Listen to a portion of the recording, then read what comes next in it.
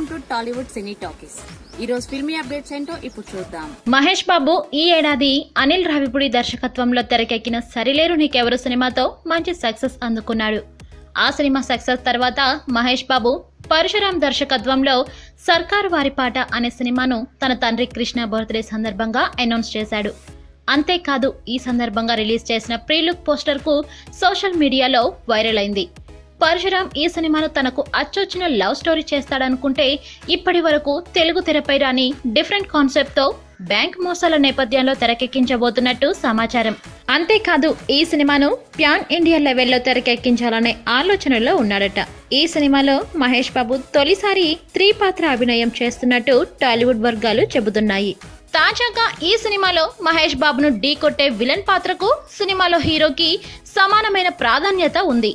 అందుకే ఈ సినిమాలో విలన్ కోసం మరో స్టార్ అయితేనే బాగుంటుందనే నిర్ణయానికి చిత్ర యూనిట్ వచ్చింది.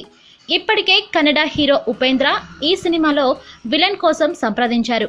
కానీ ఉపేంద్ర తనకున్న కమిట్మెంట్స్ తో ఈ సినిమాలో ప్రతినాయకుడిగా నటించలేనని చెప్పాడట. దాంతో ఈ చిత్ర యూనిట్ సుదీప్ ను సంప్రదించారట.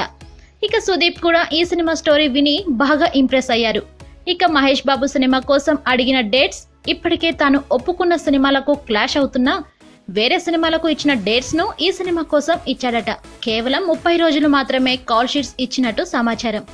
ఆలోపు తన పాత్రకు సంబంధించిన షూటింగ్ కంప్లీట్ చేయాలనే కండిషన్ పెట్టాడట. దీనిని చిత్ర యూనిట్ కూడా ఓకే చెప్పినట్టు సమాచారం.